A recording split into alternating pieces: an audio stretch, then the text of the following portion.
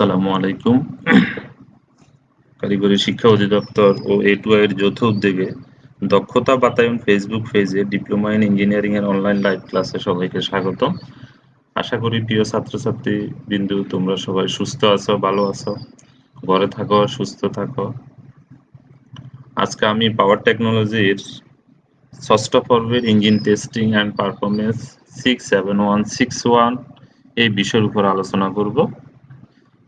আজকের পাঠ উপস্থাপনায় আমি মোহাম্মদ মাইনুদ্দিন, জুনিয়র ইনস্ট্রাক্টর পাওয়ার, চট্টগ্রাম পলিটেকনিক ইনস্টিটিউট।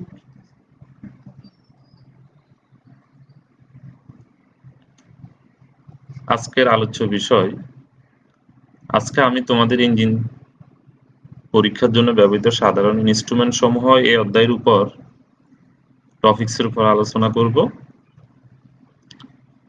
এই অধ্যায়ের প্রথম টপিকসটি হলো ইঞ্জিন সিলিন্ডারের টেস্ট সমূহ। আমরা ইঞ্জিন সিলিন্ডারের কি কি টেস্ট করতে পারি সে বিষয় নিয়ে আলোচনা হবে। 2. কম্প্রেশন টেস্টের প্রয়োজনীয়তা। আমরা ইঞ্জিন সিলিন্ডারের কম্প্রেশন টেস্ট কেন করি? 3. কম্প্রেশন টেস্টার দ্বারা সিলিন্ডার কম্প্রেশন টেস্ট পদ্ধতি। আমরা কিভাবে কম্প্রেশন টেস্ট করব সে বিষয়টা নিয়ে এখানে আলোচনা হবে। সিলিন্ডার লিকেজ টেস্টার দ্বারা সিলিন্ডার লিকেজ টেস্ট পদ্ধতি, এটা আমরা জানতে পারবো। ট্যাকোমিটার সম্পর্কে আমরা এখানে জানবো যে মেকানিক্যাল, ইলেকট্রিক্যাল, ইলেকট্রনিক্স ট্যাকোমিটার কিভাবে কাজ করে, কাকে বলে। ডুয়েল ট্যাকমিটার সম্পর্কে আমরা আলোচনা করব।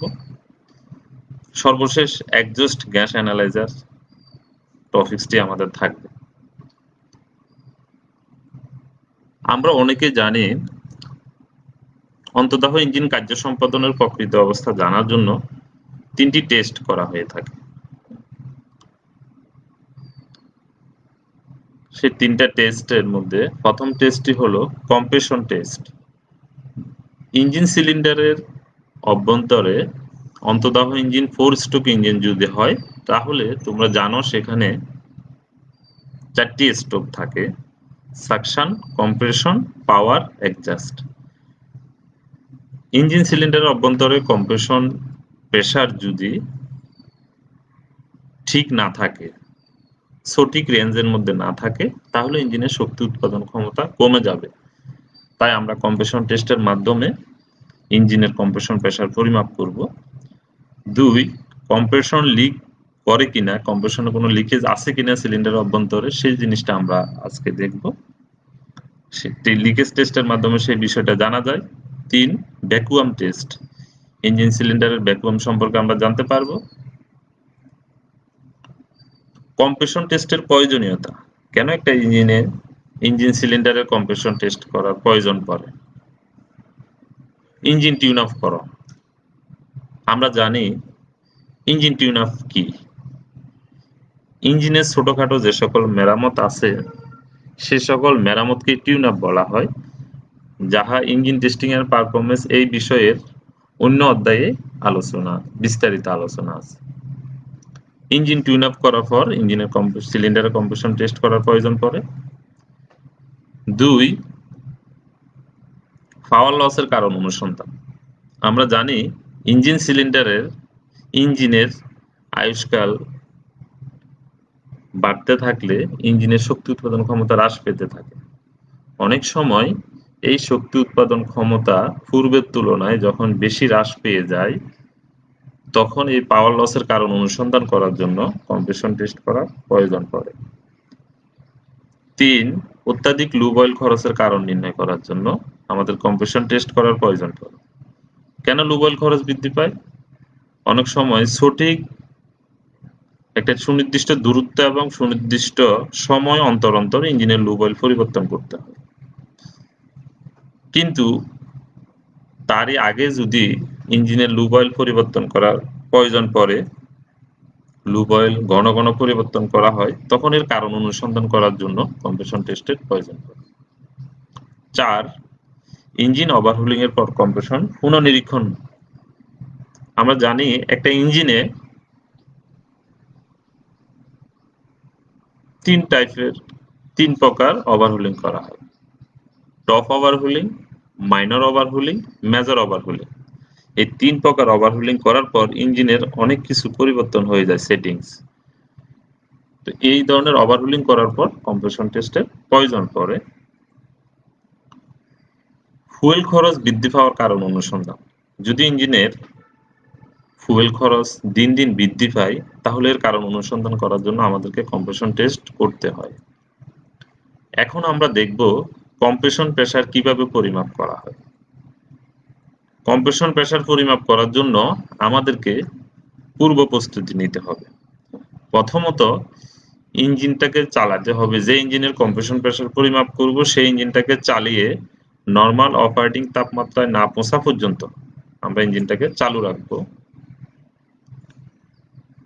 তারপরে লিড অ্যাসিড ব্যাটারি ব্যবহার করা হয়। তোমরা অনেকে জানো গাড়িতে ইঞ্জিনের এই গাড়ির ব্যাটারির পূর্ণ চার্জ আছে কিনা সেটা আমাদেরকে নিশ্চিত হতে হবে। ইগনিশন কয়েলের পজিটিভ টার্মিনাল হতে প্রাইমারি লিড খুলে ফেলতে হবে। তোমরা জানো যে গ্যাসোলিন বা পেট্রোল ইঞ্জিনে ইগনিশন কয়েল থাকে। সেই ইগনিশন কয়েলের পজিটিভ টার্মিনাল হতে প্রাইমারি লিডটি খুলে ফেলতে হবে। সকল স্পার্ক প্লাগ হতে হাই টেনশন লিড বিচ্ছিন্ন করতে হবে। আমাদের যে ইঞ্জিনের কম্প্রেশন প্রেসার পরিমাপ করব সেই ইঞ্জিনে যতগুলা সিলিন্ডার আছে সবগুলা সিলিন্ডার হতে স্পার্ক প্লাগের সবগুলা সিলিন্ডারের স্পার্ক প্লাগ হতে আমরা হাই টেনশন লিড বিচ্ছিন্ন করে ফেলতে হবে। স্পার্ক প্লাগের চারপাশ পরিষ্কার করে স্পার্ক প্লাগ খুলে ফেলতে হবে। অনেক সময় স্পার্ক প্লাগের চারপাশে ময়লা আবর্জনা সহ engine oil, that means lube oil লেগে থাকে। এটাকে ভালোভাবে পরিষ্কার করে নিতে হবে। এখন আমরা দেখব কিভাবে কম্প্রেশন প্রেসার পরিমাপ করা হয়। এই কম্প্রেশন প্রেসার পরিমাপ করার টোটাল প্রক্রিয়া হলো দুইটা।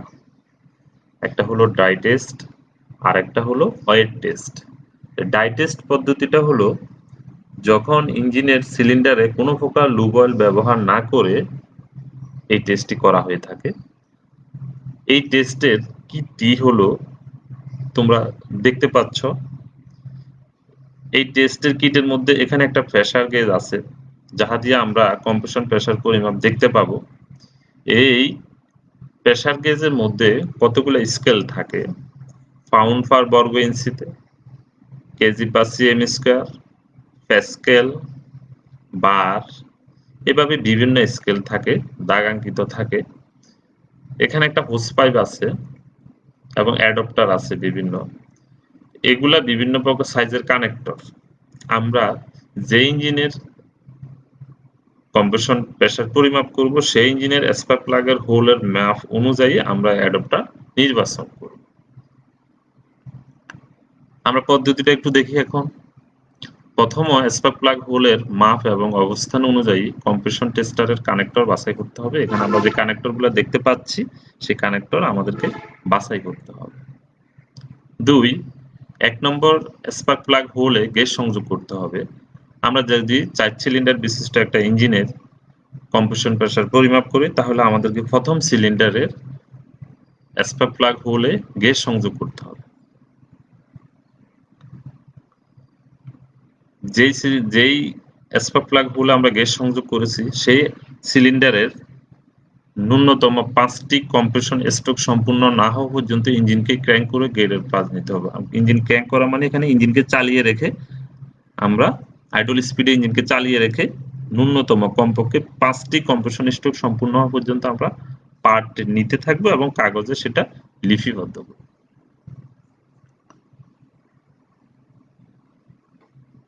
এরপরে এই প্রেসার গেজের মধ্যে এখানে একটা জিনিস, প্রেসার গেজের মধ্যে চেক বাল্ব থাকে।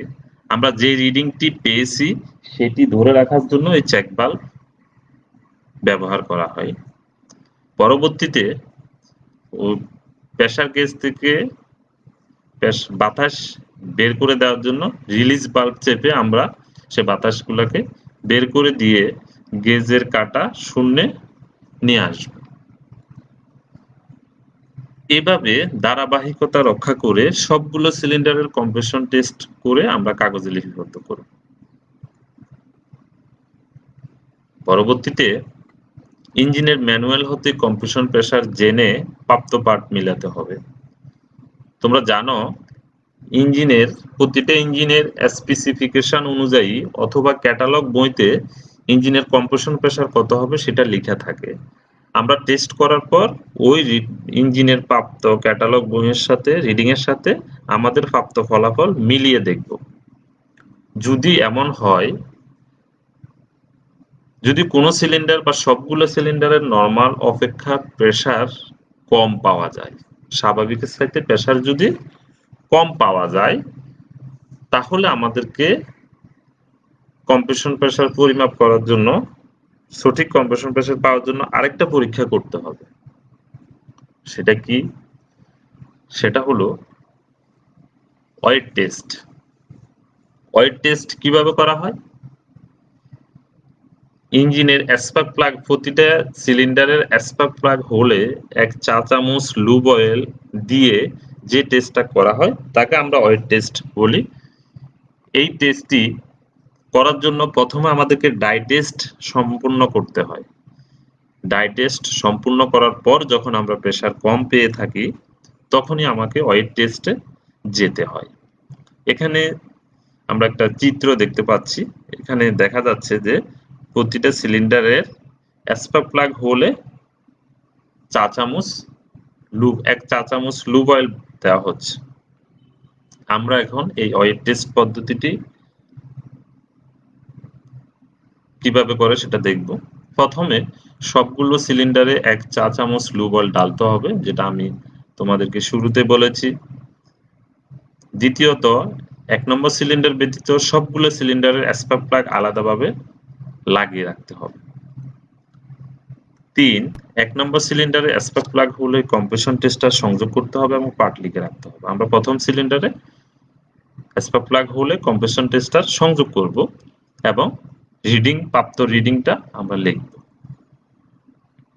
1 নম্বর সিলিন্ডার থেকে টেস্টার বিচ্ছিন্ন করে স্পার্ক প্লাগ লাগিয়ে রাখতে হবে।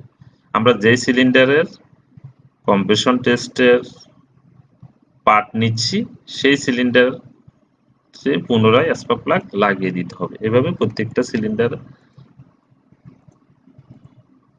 একইভাবে সবগুলো সিলিন্ডারে পরীক্ষা করে আমরা পার্ট লিখব। এইভাবে আমরা ধারাবাহিকভাবে সবগুলো সিলিন্ডার, যদি 4 সিলিন্ডার হয় তাহলে আমরা 4 বার এভাবে পার্ট নিব। পার্ট নিয়ে আমরা নোট করব। এখানে একটা বিষয় পরবর্তীতে যেটা করতে হবে সেটা হলো পরীক্ষা শেষে আমরা সমস্ত বিচ্ছিন্ন অংশ পুনরায় সংযোগ করতে হবে। কারণ আমরা শুরুতে spark plug, high tension lead এগুলো আমরা বিচ্ছিন্ন করে ফেলেছিলাম। এখন আমরা পুনরায় যে অংশগুলো আমরা বিচ্ছিন্ন করছি সমস্ত অংশগুলো ইঞ্জিনে লাগিয়ে দিতে হবে। এখানে একটা বিশেষ দ্রষ্টব্য, ডিজেল ইঞ্জিনের ক্ষেত্রে কোনো প্রকার ওয়েট টেস্ট করা যাবে না, এতে দুর্ঘটনা ঘটার সম্ভাবনা থাকে। এই বিষয়টা আমাদেরকে মাথায় রাখতে হবে। আমরা এতক্ষণ ধরে যে ডাই টেস্ট এবং ওয়েট টেস্ট করলাম সেটা হলো গ্যাসোলিন বা পেট্রোল, গ্যাসোলিন টাইপ ইঞ্জিন অথবা পেট্রোল ইঞ্জিনের জন্য। এখন আমরা ফলাফল মূল্যায়ন করব। এখন আমরা দেখব যে যদি সবগুলো সিলিন্ডারের কম্প্রেশন প্রেসার কম কিন্তু নরমালের সাথে 25% এর নিচে না, নরমাল প্রেসার যেটা থাকার কথা তার সাথে 25% এর নিচে না, তাহলে আমাদেরকে ধরে নিতে হবে ইঞ্জিনের ভিতরে অংশসমূহের অবস্থা ভালো, ওকে। পরবর্তীতে যদি কোনো সিলিন্ডারের ডাই টেস্টের সময় প্রেসার কম ছিল, ওয়েট টেস্টের সময় প্রেসার বৃদ্ধি পেয়েছে। ডাই টেস্টের সময় কম ছিল কিন্তু ওয়েট টেস্টে বৃদ্ধি পেয়েছে, তাহলে আমাদের ধরে নিতে হবে ইঞ্জিন সিলিন্ডারের অভ্যন্তরে পিস্টন রিং আছে, পিস্টন আছে, সিলিন্ডার ওয়াল আছে, এদের কোনো একটি ক্ষয়প্রাপ্ত হয়েছে অথবা সবগুলো ক্ষয়প্রাপ্ত হয়েছে। যার ফলে কি হয়েছে, আমরা যখন লুব অয়েল দিয়েছি তখন ওই ক্ষয়প্রাপ্ত জায়গাটি ফিল আপ হয়ে গিয়েছে, প্রেসার বৃদ্ধি পেয়েছে। এটা হলো এই 2 নম্বর পয়েন্টের বিশেষ নোট। কারণ পিস্টন রিং, সিলিন্ডার ওয়াল এর কোনো একটি ক্ষয়প্রাপ্ত হওয়ার কারণে ডাই টেস্টে প্রেসার কম ছিল। যখন আমরা ওয়েট টেস্ট করে লুব অয়েল দিয়েছি তখন কি হয়ে গেছে, প্রেসার বৃদ্ধি পেয়েছে। পাশাপাশি 2 সিলিন্ডারের ডাই টেস্ট এবং ওয়েট টেস্টে প্রেসার কম ছিল। দুইটা টেস্টই, ডাইয়েও আমরা কম পেয়েছি, ওয়েট টেস্টেও প্রেসার কম পেয়েছি। তাহলে বুঝতে হবে 2 সিলিন্ডারের মাঝে হেড গ্যাসকেট কেটে গেছে। দুটা সিলিন্ডারের মাঝে যে গ্যাসকেট থাকে সেই গ্যাসকেটটি ফেটে গেছে বা কেটে গেছে অথবা নষ্ট হয়ে গেছে। এক বা একাধিক সিলিন্ডারের প্রেসার স্বাভাবিকের চেয়ে বেশি। যদি কোনো সিলিন্ডারের প্রেসার বেশি হয় স্বাভাবিকের চাইতে, তাহলে বুঝতে হবে ইঞ্জিন সিলিন্ডারের অভ্যন্তরে তোমরা জানো একটা সোয়েপ্ট ভলিউম থাকে, একটা ক্লিয়ারেন্স ভলিউম থাকে। যেই এলাকার মধ্যে পিস্টন উঠানামা করে কাজ করে সেটা হলো সোয়েপ্ট ভলিউম। আর এর উপরেও কিছু জায়গা খালি থেকে যায় যেখানে পিস্টন আর উঠতে পারে না। সেই ক্লিয়ারেন্স ভলিউম কার্বন জমে, কার্বন মানে কালো, কার্বন জমে সেই ক্লিয়ারেন্স ভলিউমের আয়তনটি, ক্লিয়ারেন্স ভলিউম বা আয়তনটি কমে গেছে। কোন সিলিন্ডার ডাই টেস্ট এবং ওয়েট টেস্টেও প্রেসারে যদি উন্নতি না হয় তাহলে বুঝতে হবে আমাদের বাল্ব পথে, উভয় বাল্ব পথে কম্প্রেশন লিক করে। কেন কম্প্রেশন লিক করতে পারে? বাল্ব সিট বা বাল্ব ফেজ এদের কোনোটি ক্ষয়প্রাপ্ত হয়েছে। উল্লেখিত কারণে আমাদের কম্প্রেশন লিক করে, কারণ এই বাল্ব ছাড়া কম্প্রেশন লিক করার আর কোনো জায়গা নেই, পথ নেই। এখন আমরা ইঞ্জিন সিলিন্ডারের দ্বিতীয় টেস্ট নিয়ে আলোচনা করব।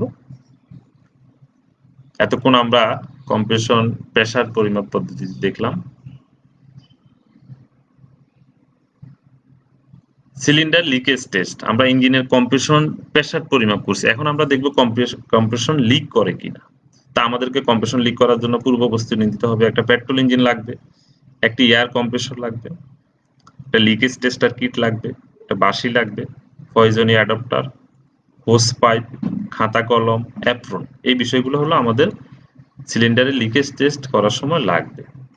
এখানে আমরা একটা চিত্র দেখতে পাচ্ছি, এটা intact bulb, exhaust bulb, head, piston, যাই হোক এখানে এটা হলো লিকেজ টেস্টার। এই লিকেজ টেস্টারে এখানে এয়ার প্রবেশ করে একটা হোস পাইপের মধ্য দিয়ে আমরা ভিতরে ইঞ্জিন সিলিন্ডারে বাতাস প্রবেশ করাবো। সেখানে বাতাসের প্রেসার কত আর লিকেজের পরিমাণ পার্সেন্টেজ কত সেটা এই জায়গায় শো করবে। লিকেজ শো করবে এই গেজের মধ্যে, আর যে বাতাস আমরা প্রবেশ করাবো সেই বাতাসের প্রেসার কত সেটা শো করবে এই গেজের মধ্যে। এখন আমরা দেখব কিভাবে এই টেস্টটি করে। ইঞ্জিন হতে সবগুলো spark plug, air cleaner, crankcase, filler cap, dipstick, radiator cap খুলে ফেলতে হবে। এগুলো কেন খুলতে হবে? কারণ আমরা দেখব কোন জায়গা দিয়ে লিক আছে। থ্রটল বাল্ব পূর্ণ খোলা অবস্থায় রাখতে হবে এবং রেডিয়েটরের নির্দিষ্ট লেভেল পর্যন্ত পানি পূর্ণ করতে হবে। আমরা জানি ইঞ্জিনের থ্রটল বাল্ব থাকে। থ্রটল বাল্ব কোথায় থাকে? কার্বোরেটরের অ্যাক্সিলারেটর প্যাডেলের সাথে থ্রটল বাল্ব থাকে। সেই থ্রটল বাল্বটি আমাদেরকে পূর্ণ খোলা রাখতে হবে এবং রেডিয়েটরের নির্দিষ্ট লেভেল পর্যন্ত পানি পূর্ণ করতে হবে। আমরা যেই এয়ার কম্প্রেসর থেকে একটা এয়ার কম্প্রেসর প্রয়োজন আছে, সেই এয়ার কম্প্রেসর দিয়ে আমরা বাতাস দিব। সেই এয়ার কম্প্রেসরের বাতাসের প্রেসার ন্যূনতম 90 PSI, pound per square inch প্রতি বর্গ ইঞ্চিতে কমপক্ষে 90 পিএসআই চাপ থাকতে হবে, তার উপরে তুলতে হবে এবং এয়ার হোস পাইপ টেস্টারের পিছনে নির্দিষ্ট স্থানে এটাকে সংযুক্ত করতে হবে। চিত্র অনুযায়ী এটাকে দেখা যাচ্ছে। ১ নম্বর সিলিন্ডারে স্পার্ক প্লাগ হলে বাঁশিটি স্থাপন করতে হবে। স্পার্ক প্লাগ হলে আমরা বাঁশি স্থাপন করব। এখানে কেন বাঁশি স্থাপন করব? কারণ আমরা জানি যে ইঞ্জিন সিলিন্ডারের ভিতরে সাকশন, কম্প্রেশন, পাওয়ার, এক্সস্ট কোন স্ট্রোক চলতেছে সেটা আমরা বাইরে থেকে বুঝতে পারি না। যার কারণে বাঁশি আমরা ব্যবহার করলে যদি কম্প্রেশন স্ট্রোকে এসে তাহলে ভিতর থেকে কম্প্রেশনের বাতাস বাঁশির মধ্য দিয়ে গিয়ে বাঁশিটি বেজে উঠবে, সাথে সাথে আমরা বুঝতে পারবো যে এখন পিস্টনটি কম্প্রেশন স্ট্রোকে আছে। এবার আমরা ফ্লাইহুইল ঘুরিয়ে ১ নাম্বার পিস্টন কম্প্রেশন স্ট্রোকে টিডিসিতে আনতে হবে এবং বাঁশিটি উচ্চ শব্দে বাজতে থাকা এবং টিডিসিতে মার্ক মিলে যাওয়া কম্প্রেশন স্ট্রোকে টিডিসি অবস্থান নিশ্চিত করে। এটা আমরা একটু আগে বলেছিলাম। তার মানে পিস্টন টিডিসিতে অবস্থান করতেছে, বাঁশিটি বাজলে এবং সিলিন্ডারের মধ্যে কম্প্রেশন স্ট্রোক চলমান। বাঁশিটি এবার অপসারণ করে সিলিন্ডার লিকেজ টেস্টার উপযুক্ত কানেক্টর, আমরা যে কানেক্টরগুলো ব্যবহার করার কথা সেই কানেক্টরগুলো আমরা স্পার্ক প্লাগ হলে সংযোগ করব এবং গিয়ার ইনগেজ রেখে পিস্টনকে স্থির রাখতে হবে আমাদেরকে। যেহেতু এটা কম্প্রেশন স্ট্রোক এবং পিস্টন টিডিসিতে থাকতে হবে, এটাকে স্থির রাখতে হবে। এয়ার প্রেসার সরবরাহ করে মিটার রিডিং পর্যবেক্ষণ করতে হবে। আমরা যে এয়ার প্রেসার আছে, এয়ার কম্প্রেসর থেকে সেই প্রেসারের বাতাস আমরা সিলিন্ডার অভ্যন্তরে দিয়ে আমরা দেখব এবং পর্যবেক্ষণ করব। যদি 20% এর ঊর্ধ্বে লিকেজ দেখায় তাহলে বুঝতে হবে কম্প্রেশন লিক আছে। এখানে পার্সেন্টেজ আছে। যদি 20% এর বেশি লিক দেখায় তাহলে বুঝতে হবে কম্প্রেশন লিক করে। এখন বাতাস সরবরাহ চালু রেখে আমরা খেয়াল করব কার্বোরেটর, ডিপস্টিক, টেল পাইপ, পার্শ্ববর্তী স্পার্ক প্লাগ হোল দিয়ে বাতাস বের হয় কিনা এবং রেডিয়েটরে বুদবুদ উঠে কিনা এই জিনিসটা আমাদেরকে ভালো করে লক্ষ্য করতে হবে। সবগুলো সিলিন্ডারে অনুরূপভাবে পরীক্ষা করব। তবে ১ নাম্বার ব্যতীত অন্যান্য সিলিন্ডারের পিস্টন, কম্প্রেশন স্ট্রোক, টিডিসিতে অবস্থান নিশ্চিত হতে বাঁশির শব্দ শেষ হওয়া পর্যন্ত ফ্লাইহুইল ঘুরাইতে হবে। অনেক সময় যদি বাঁশি না থাকে বিকল্প পদ্ধতি হিসাবে স্পার্ক প্লাগ হোলে একটা কাঠি প্রবেশ করিয়েও পিস্টনের অবস্থান বোঝা যায়। এখন আমরা ফলাফল দেখব। যদি কার্বোরেটর দিয়ে বাতাস বের হয় তাহলে বুঝতে হবে ইনটেক বাল্ব অথবা বাল্ব সিট এর কোনো একটি ত্রুটিযুক্ত। যদি টেল পাইপ দিয়ে বাতাস বের হয় তাহলে বুঝতে হবে এক্সজস্ট বাল্বে সমস্যা। ক্র্যাঙ্কেজ, ফিলার ক্যাপ বা বিদার পাইপ, ডিপস্টিক হোল দিয়ে যদি বাতাস বের হয় তাহলে বুঝতে হবে পিস্টন রিং, সিলিন্ডার ওয়াল বা এর কোনো একটি ক্ষয়প্রাপ্ত। রেডিয়েটরের পানিতে বুদবুদ উঠলে বুঝতে হবে গ্যাসকেট কেটে গেছে বা সিলিন্ডার হেড ফেটে গেছে বা সিলিন্ডার ব্লক ফেটে গেছে অথবা হেড বোল্ট, আমরা যে বোল্ট ব্যবহার করি সেই বোল্টটা সঠিকভাবে টাইট করা হয় নাই। পাশের স্পার্ক প্লাগ হোল দিয়ে বাতাস বের হলে বুঝতে হবে ওই ২ সিলিন্ডারের মাঝের হেড গ্যাসকেট কেটে গেছে যদি পার্শ্ববর্তী হয়। এখন আমরা নতুন একটি বিষয় নিয়ে আলোচনা করব। সেই বিষয়টা হলো ট্যাকোমিটার। কি জিনিস? ট্যাকোমিটার। ট্যাকোমিটার তোমরা নাম শুনছ। ইঞ্জিন অথবা অনুরূপ কোনো মেশিনের প্রতি মিনিটে ঘূর্ণন সংখ্যা পরিমাপের যন্ত্র হলো ট্যাকোমিটার। অর্থাৎ ইঞ্জিন অথবা অন্যান্য ঘূর্ণায়নশীল যে সকল যন্ত্র বা ডিভাইস আছে বা মেশিন আছে তাদের প্রতি মিনিটে ঘূর্ণন সংখ্যাটা পরিমাপ করার জন্য আমরা ট্যাকোমিটার ব্যবহার করি। তো এই ট্যাকোমিটার যেহেতু ঘূর্ণন সংখ্যা গণনা করে তাই একে অন্য কথায় রেভোলিউশন কাউন্টারও বলা হয়। রেভোলিউশন কাউন্টারও বলা হয় এবং এই ট্যাকোমিটারের এককটা হলো আমরা পরিমাপ করি আরপিএম। তোমরা জানো রেভোলিউশন পার মিনিট। আমরা এখন লক্ষ্য করলে দেখব ট্যাকোমিটার ৩ ধরনের হয়ে থাকে। একটা হলো মেকানিক্যাল ট্যাকোমিটার। এটা হলো মেকানিক্যাল ট্যাকোমিটার। এখানে আরপিএম আছে।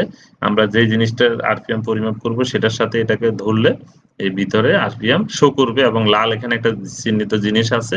আমরা আরপিএম নেওয়ার পর এটা দিয়ে লক করে দিব আমি আরপিএম কত পেয়েছি। তারপরে ইলেকট্রিক্যাল ট্যাকোমিটার, এটা আমরা সরাসরি ওই যে ডিভাইস ঘুরবে তার সাথে ধরলে এখানে ডিজিটাল প্রক্রিয়া, এখানে অ্যানালগ আর এখানে ডিজিটাল প্রক্রিয়ায় সংখ্যাটা উঠবে।